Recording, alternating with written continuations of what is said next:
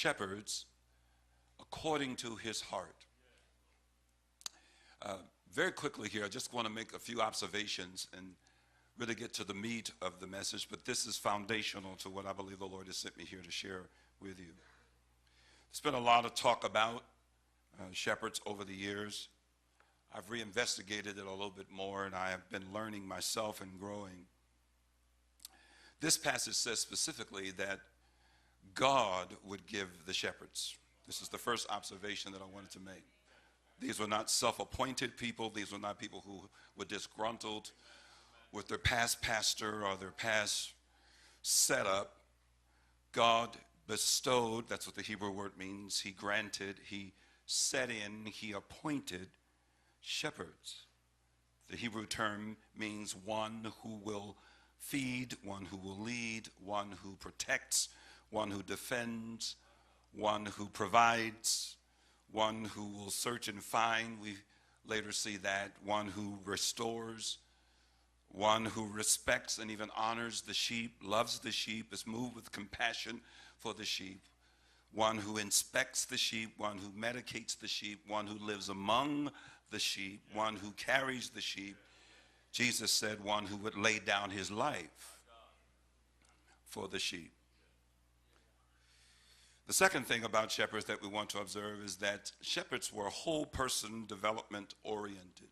What I mean by that is they, as the scripture tells us, Paul prayed that our whole spirit, soul, body, and mind would be preserved blameless. This is the heart of a shepherd. Peter tells us that he is the shepherd and the bishop of our souls.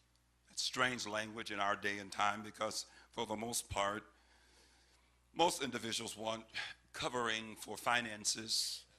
They want covering for material things, but definitely not covering and protection for that which is the inner man.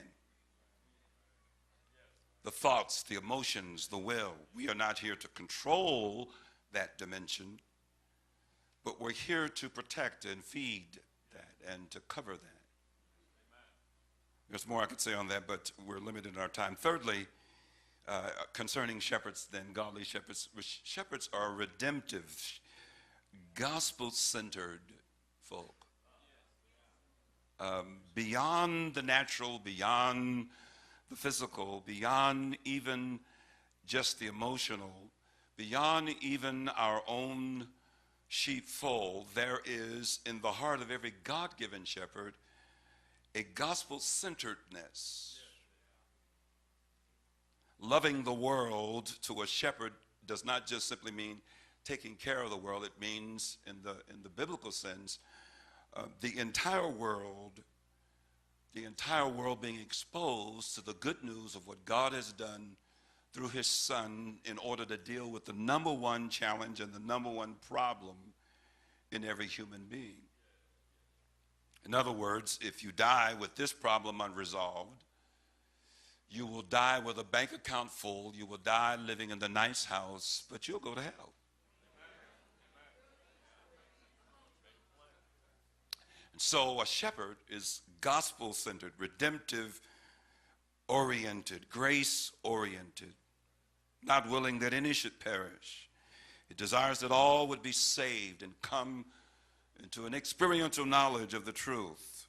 He really is, or she is working toward community regeneration, community sanctification, a community transformation. The so-called social justice movement is aberrant. It is anemic. It is crippled from the start because often there's an attempt to administer justice without the justifier. There's an attempt to bring about transformation according to a model that is already broken. It lacks divine input. It lacks God's plan. It lacks God's purposes. It lacks God's equations. It lacks God's factors. We are still somewhat confused on this issue. And while there are many things that are said and done to help and have helped, they merely pacify. They don't get the job done. But a true shepherd knows that the gospel must be preached to the impoverished. That the liberty that is needed is one that is spiritual, and that liberty, once gained, once experienced, will impact all the other dimensions where there is poverty and brokenness. Having been given by God, fourthly, a shepherd is covenantal in nature. The temperament, his motive, his intent is all about God. God says in Deuteronomy 7 that he is a covenant-keeping God. He makes promises that he keeps. He makes solemn agreements that are eternal. And his desire is to express that through those of us who serve in shepherding roles. That the language sounds like this: I will never leave you nor forsake you. New Testament Greek, Hebrews chapter 13, there are about 5 double negatives there in New Testament Greek, and it means ain't no way I'm going to leave you. Fat, skinny, ugly, pretty, when you do right, when you do wrong, when you mess up, I'm going to be here. That's foreign to most of our understanding, but it's covenantal. Yeah, it's covenantal. And shepherds are covenantal. All of these little separate messages, but shepherds are covenantal in spirit, in motive. Shepherd is never moving out of a selfish motive when he's moving in God. When a shepherd pays a covenantal price to do what God is telling him or her to do, they're not doing it for an appreciation service.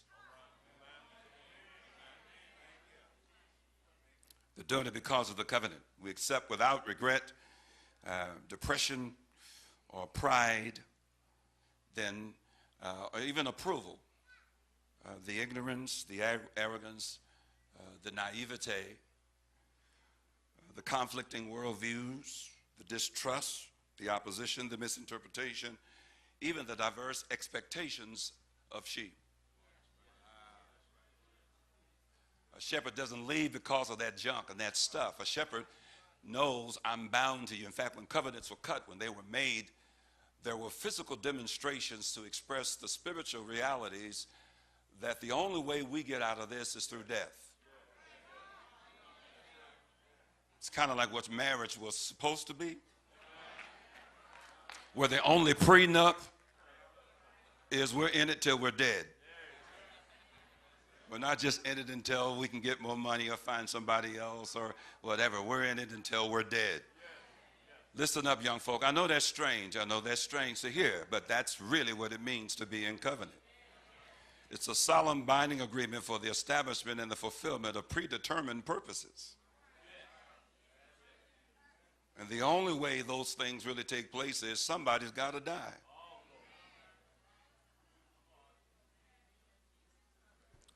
Can't stay there.